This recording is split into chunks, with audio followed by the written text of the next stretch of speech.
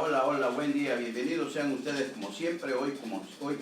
a esta emisión número 677 de Política la Mexicana, correspondiente a este miércoles 10 de julio 2019, desde Coatzacoalcos, Veracruz, México, y saldos de aquellos lodos relativos a la renuncia de Carlos Manuel Ursúa Macías a la titularidad de la Secretaría de Hacienda y Crédito Público del gobierno del presidente Andrés Manuel López Obrador, que hoy salió como siempre a decir que no cunda el pánico, que no pasa nada, que vamos bien, no solamente bien, sino requete bien. Y lo de Ursúa, pues sí, reconoció, tuvo la honestidad del presidente, el valor de reconocer que sí, pues no podía hacer otra cosa después de la carta esa que le envió Ursúa. Dice que sí, efectivamente hubo diferencias con él mismo y con Alfonso Romo, con el SAT, y con Alfonso Romo porque el mismo presidente explicó que él le dio a Alfonso Romo el encargo de desarrollar algunos proyectos que debió desarrollarlos la Secretaría de Hacienda y no la oficina de la Presidencia de la República. Y aquí fue donde empezaron los estiras y los aflojas, las confrontaciones, y que también con el presidente Ursúa chocó por la cuestión del Plan Nacional de Desarrollo, que ya le hemos platicado cómo ese plan lo tenía que hacer por la cuestión financiera. La Secretaría de Hacienda lo hizo, y cuando llega a entregar la presidencia le dice López Obrador que ya tenía otros datos, vaya, que él tenía ya otro plan, y hoy reconoció que él mismo lo redactó, que no hay problema. Tenemos un presidente que se la sabe de todas, pero que es un plan sin pies ni cabeza, porque a lo que él redactó le pegaron el proyecto de Ursúa, o sea, de la Secretaría de Hacienda y Crédito Público, y no tiene pies ni cabeza, porque es de hecho un ensayo de un plan nacional de desarrollo pensando en la ideología del señor presidente de la República, casi una cartilla moral como esa que van a impulsar la Iglesia, la Alianza de Iglesias Evangélicas, en todos los foros donde puedan, para que cambiarnos hasta el modo de caminar a los mexicanos, ya precisamente con la nueva política y los sermones del presidente López Obrador. Y también dijo que no es cierto que él no estuviera enterado de la renuncia de Ursúa, que Ursúa le dijo que iba a renunciar a partir del sábado, y él le dijo no, de una buena vez. Entonces, quizá por esto se entiende por qué rápidamente presentó a Alfonso Herrera Gutiérrez, el subsecretario hasta entonces, como el relevo de Ursúa en la SHCP. Pero decíamos, no perdió el tiempo el presidente, y siempre como quedar como el aceite y el agua encima, y pues que agradecía a Ursúa, pero que el plan de desarrollo de Ursúa pues parecía que lo hubiera hecho Ernesto Carsten o José Antonio Meade de los gobiernos neoliberales, y pues no, él no podía aceptar esa propuesta. En fin, que no quiere nada, y por eso decíamos ayer que no había otro relevo más afín, más a modo del estilo arrasador y arrollador del presidente Andrés Manuel López Obrador que Arturo Herrera Gutiérrez, al que ha ninguneado en diferentes ocasiones, ya se sabe, y pues hoy va a ser lo que diga el presidente, aunque no tenga la razón, aunque esto esté llevando a la economía mexicana al precipicio, como ha estado sucediendo. Y por el otro también, pues le va a seguir que Alfonso Romo y todos los demás cercanos al presidente, que sigan imponiendo, como Rocío Nale impuso a Ricardo Agüed Bardagüil en la Dirección General de Aduanas, y como la propia del SAT, que dicen, pues había una confusión ahí, las malas lenguas quisieron emparentarla con Arturo Herrera, que era su esposa, ¿no? Se aclaró en tiempo y forma que no hay tal acercamiento ni parentesco ni cuestión de matrimonio. O sea, es la guerra, se entiende así, la guerra se entiende como un golpeteo constante,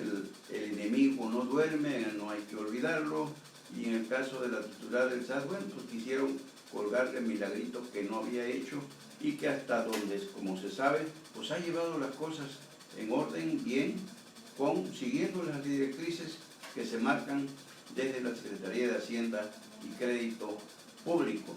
Lo hemos visto cómo ha estado el SAT, el Servicio de Administración Tributaria, pues orientando, como siempre, sigue la misma secuela de orientación al contribuyente para que pues pague puntualmente sus impuestos, contribuciones. Hoy el presidente López Obrador hablaba precisamente de que se va bien en la recaudación de impuestos. Y esto, bueno, pues da tranquilidad. ¿Por qué? Porque dentro de todo este tsunami que provocó la renuncia de Ursúa, pues parece que la inmediata designación de Arturo Herrera, a quien también le tiene confianza los inversionistas, con la agravanteza que no va a decir no señor, sino que es de lo que van a decir siempre sí señor, aunque el señor esté cometiendo pifias como las que se sabe que ha cometido. Pero pues ahí va la situación. Fue un tsunami, decíamos, pero que parece que incluso golpeó a la bolsa, al peso, a las propias calificadoras, titubearon, hubo ahí un paréntesis, un compás de espera que presagiaba mayores estragos, pero por fortuna no sucedió así, y los mexicanos debemos celebrarlo porque ya demasiados conflictos existen con la crisis económica que padece el país para que encima de esto las decisiones del presidente Andrés Manuel López Obrador pudiesen seguir complicando esta situación. Y en tanto, también la noticia de ayer de Javier Duarte, que se soltó el pelo, salió a presentarse como la víctima de la mafia del poder y involucró al exsecretario de Gobernación, Miguel Ángel Osorio Chong, que ahí en la Secretaría de Gobernación habrían negociado su entrega, y también otras situaciones, el dinero que aportó. Habla de que entregó al presidente Enrique Peña Nieto 3.500 millones de pesos para su campaña y para otras campañas del PRI, que quien los recibió pues después, posteriormente, su secretario de Hacienda, Luis de Garay Caso, y después secretario de Relaciones Exteriores, y que quien maniobró desde la Cefiplan veracruzana fue el entonces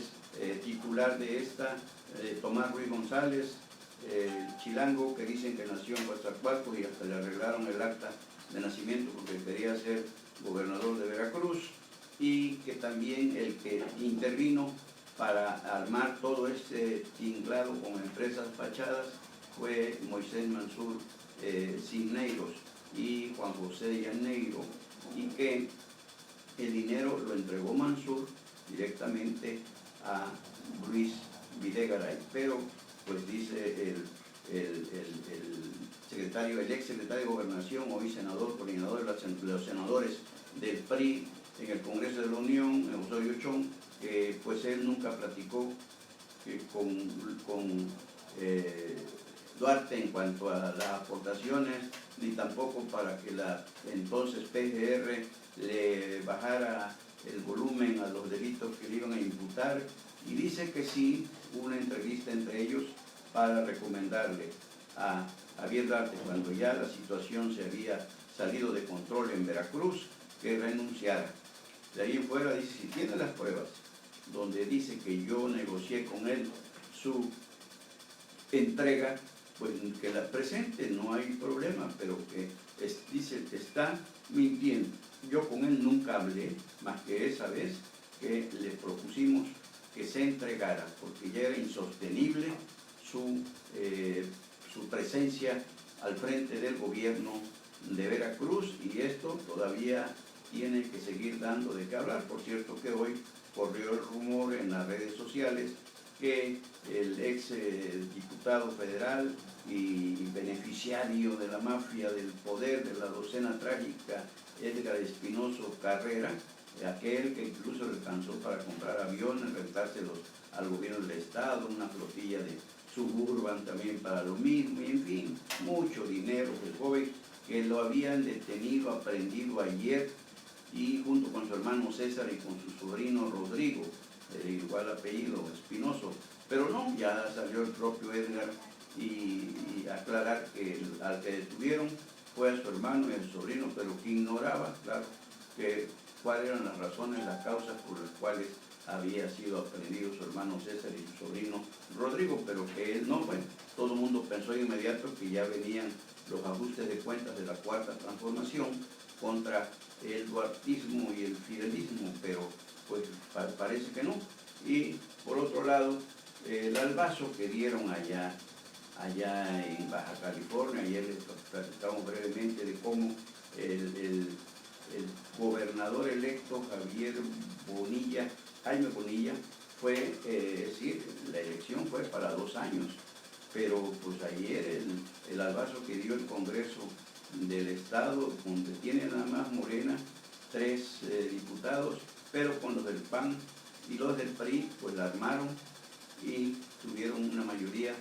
de los 25, votaron 21 a favor, y de los ayuntamientos también, en los cabildos inmediatamente 3 de 5 aprobaron este albazo para que la gubernatura sea de 5 y no de 2 años. Una situación que es totalmente aberrante, vaya, porque están violando la propia ley que autorizó la celebración de esos comicios y la propia Constitución, así como el propio voto que emitieron los ciudadanos, los electores de Baja California. Y esto, pues, lógicamente, que levantó polvo y hasta polvareda, porque pues van a venir las situaciones de la intervención urgente e inmediata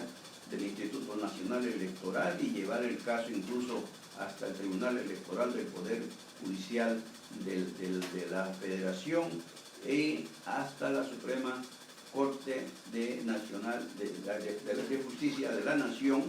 porque no debe permitirse este atropello que está cometiendo precisamente Bonilla, el gobernador electo de Morena, que va a tener, sí, mayoría morenista en el Congreso. Y todo, pues, se supone que todo está palomeado desde México, desde el Comité Ejecutivo Nacional de Morena con Jacob Polensky y con el presidente de la República, por supuesto. Nada se mueve en Morena, hasta el aire, si no lo autoriza, lo palomea el señor presidente de la República, Andrés Manuel López Obrador, pero pues ya son muchas las voces que están exigiendo que se corrijan. Hasta el propio ingeniero Cuauhtémoc Cárdenas Solórzano salió a decir que eso no es saludable en ningún ángulo que se le quiera ver, aún los interesados para fortalecer e impulsar la democracia en nuestro país. También el propio INE, algunos consejeros como Pamela San Román, pues salieron a decir que no se puede permitir y no se debe permitir tal situación que es insultante para la propia inteligencia de los baja californianos y que en consecuencia por el INE no pasará. Y apelan a la autonomía del Congreso del Estado de California, de Baja California, que todavía sigue gobernado por el PAN. Hasta agosto entra el nuevo gobernador y el nuevo Congreso también, unos días antes. Pero pues no sea quien sea y se trate de quien se trate, pues al rato todo el mundo y mayoría que tiene, como tiene mayoría morena en algunos estados, pues podría hacerlo también, manipular a los congresos y cambiar la ley a su antojo, y después nos iríamos hasta el Congreso de la Unión, también controlado por Morena, que pues ya sabemos cómo se la está gastando en algunas cuestiones que quieren hacer, como la famosa revocación de mandato, que no es otra más que una intención del presidente en no despegarse de las boletas electorales como está intentando aparecer en el 2021. Ojalá que esto de Baja California se resuelva pues, con apego a la ley, con apego a la Constitución y con apego a la voluntad ciudadana que eligió a un gobernador, a Bonilla, por 2 años y no por 5, como ya le están tratando de imponer. Eso no es democracia, señores de Morena, eso es antidemocracia. Y esto que sirva como ejemplo para saber por qué a esa nociva por parásita partidocracia a la que siempre nos hemos referido debe desaparecer. Ese sistema de partidos políticos en México ya no funciona. Miren lo que está haciendo allá en Baja California. Son los partidos, la partidocracia, la que está provocando todos estos eventos, actos antidemocráticos. Pero así se estila, lo vemos en todos los estados, con todos los partidos a nivel nacional, cómo los partidos llevan agua a su molino y no les interesa. Es decir, anteponen sus mezquindades por encima de los sagrados intereses de México y de las 32 entidades que conforman y que forman parte del Pacto Federal. Y el Instituto Municipal de la Mujer de Coatzacoalcos, fíjense ustedes, llevó pláticas para la prevención de la violencia de género. ¿A dónde creen que la llevó? Al Hospital Regional Valentín Gómez Farías. ¿Por qué? Bueno, porque ahí llega mucha mujer violentada en el propio hogar. Sabemos cómo andamos en la cuestión de feminicidios, y esto, de ahí precisamente esta violencia de género prohíja los feminicidios. Y a través del Instituto Municipal de la Mujer de Coatzacoalcos, con el apoyo del Instituto Veracruzano de la Mujer, pues se llevó esta plática a mujeres pacientes y a familiares, mujeres que están ahí esperando consulta o que van a visitar o a cuidar a sus enfermos. Y esto, pues aquí intervino la psicóloga Claudia María Castillo Vargas, representante del Instituto Veracruzano de la Mujer. Ella fue la encargada de impartir estas pláticas, quien señaló que se dieron a conocer cuáles son los tipos y modalidades de violencia doméstica que existen, además del uso de una aplicación para cuando se encuentren en una situación de emergencia. Castillo Vargas comentó que es muy importante la labor que desempeñe el Instituto Municipal de la Mujer, porque a través de este se convierte en un enlace a disposición de las mujeres que requieran la asesoría psicológica, trabajo social y jurídica de forma gratuita, en tanto que estas charlas son extensivas no solo a la zona urbana. Desde hace unos días el Instituto Municipal de la Mujer se encuentra acercando esta información a mujeres en situación vulnerable que viven en la zona rural perteneciente al municipio de Coatzacoalcos, claro está. Con ello se pretende buscar estrategias en coordinación interinstitucional con la sociedad civil a fin de promover el cambio cultural y el cese a la violencia contra las mujeres en municipios, en declaratoria de alerta en este tema. El Instituto Municipal de la Mujer pone a disposición sus oficinas ubicadas en el anexo, en los bajos del Palacio, en el anexo, y ahí precisamente donde despacha la directora encargada, coordinadora del Instituto Municipal de la Mujer, Esmeralda Mora Zamudio, que alguna vez le hicimos una crítica justificada, no solamente nosotros, todos los medios, cuando le lanzó aquel meme a la nunca bien ponderada la terrible Evita Cadena, que por la situación de los charolazos que le sorprendió la campaña de López Obrador y demás candidatos de Morena, y después pues la tuvo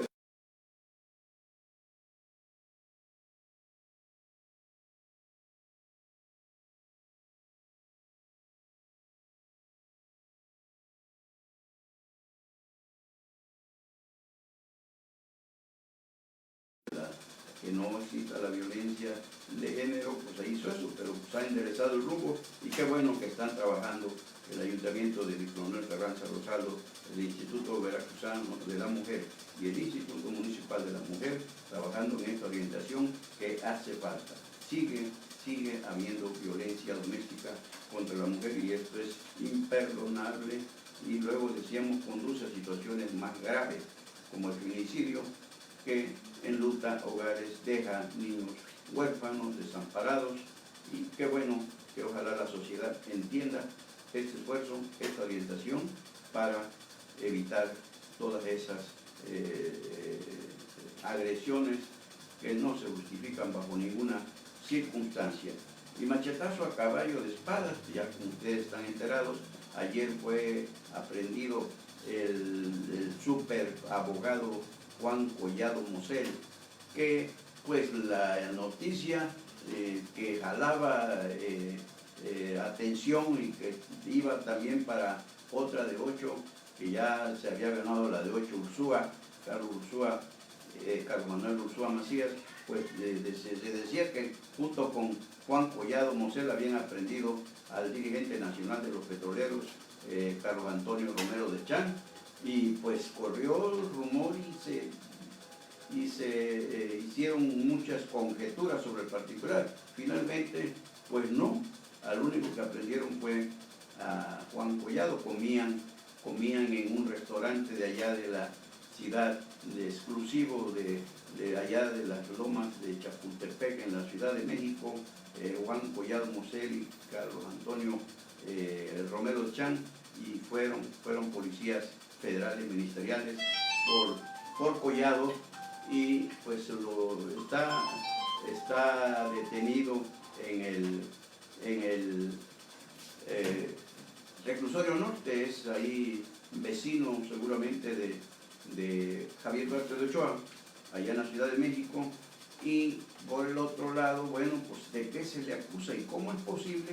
que se le hayan ido las patas a este superabogado que ha defendido y ha llevado casos súper famosos como el del hermano incómodo del presidente Carlos Salinas de Gortari, Raulito, ¿recuerdan? Y también al propio presidente Salinas de Gortari, al propio presidente Enrique Peña Nieto, y en fin, un hombre de una gran presencia como jurista y como hombre de recursos sobrados, y que apenas hace un mes habría celebrado la boda de su querida hija, y entre los pues fue a amenizar la fiesta Julio Iglesias y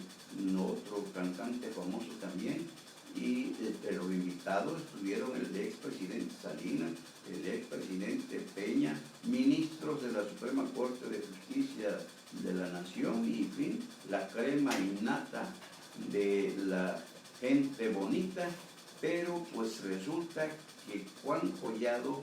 que dicen que el que más tiene, más quiere, pues es ni más ni menos que presidente de la Caja de Ahorro Libertad. La Caja de Libertad, muy famosa porque también ha cometido algunos fraudes. Y a través de esta Caja Libertad hicieron la compra de un predio allá en Querétaro, fue esto, de donde provino la denuncia, y vendieron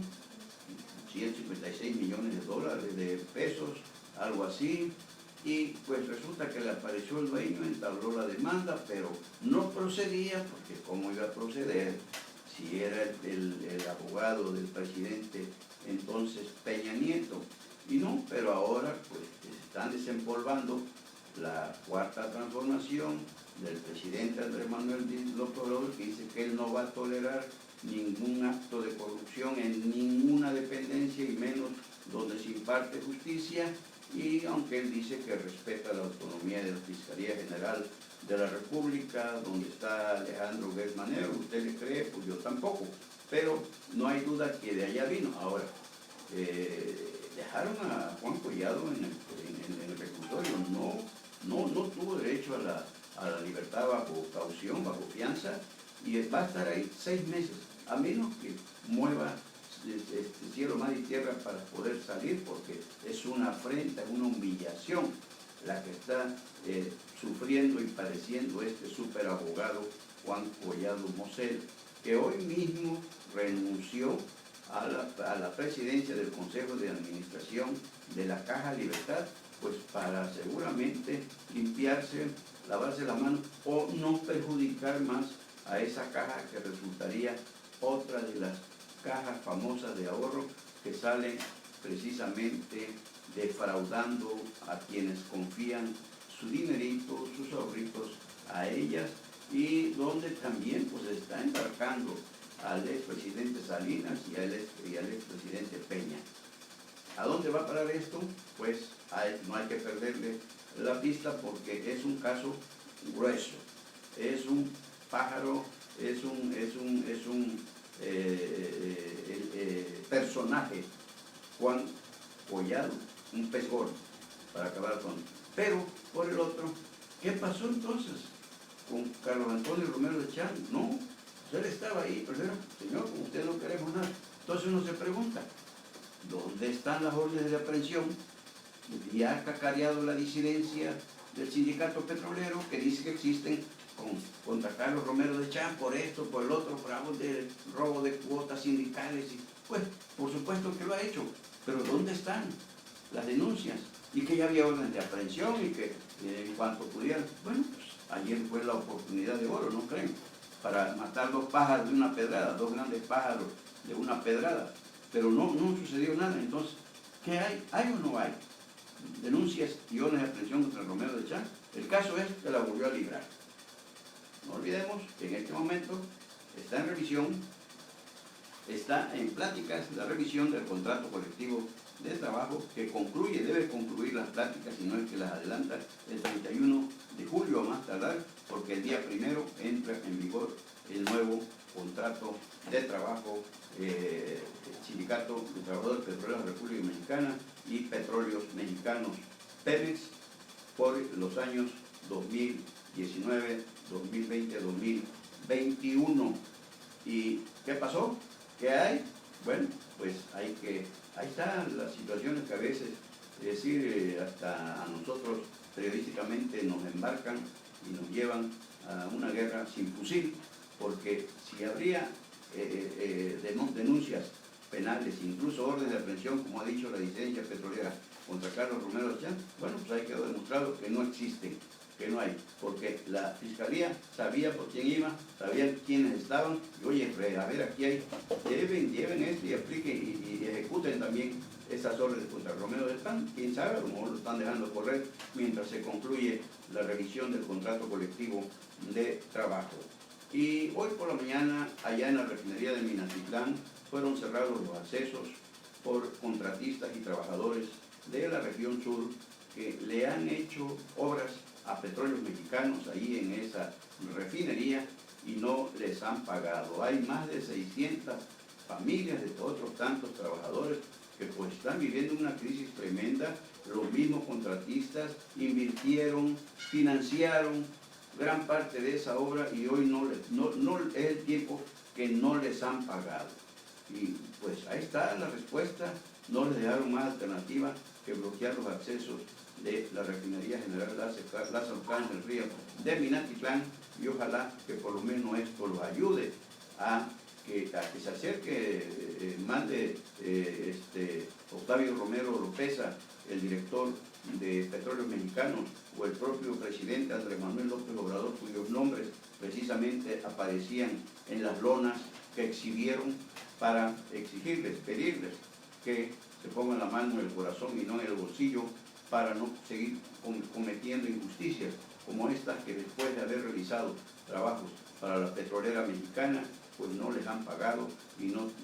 al parecer no hay para cuándo, porque quizá hoy, después de esto, o a ver si no se enoja el presidente y le hace lo que a los policías federales y los trata de corruptos, y en fin, siempre no le faltan adjetivos calificativos despectivos para hablar de quienes no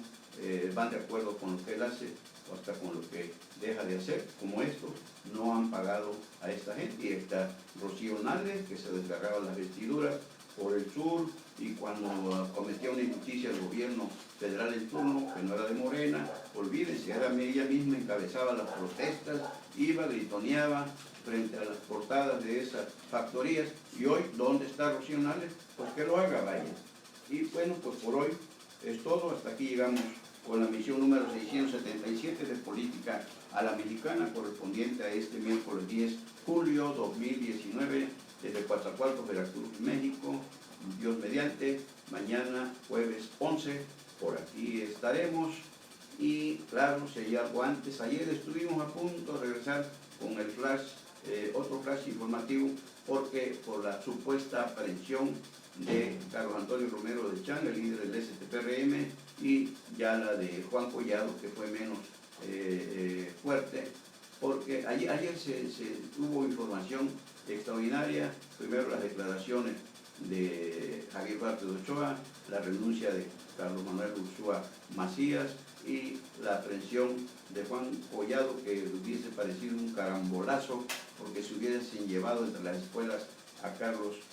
Antonio Romero de Chang, pero lo que sucedió que siempre no. Y pues como siempre, mil gracias por seguirnos, mil gracias por acompañarnos, mil gracias por compartirnos. Soy Sebejada, su servidor, Carlos Velasco Jara.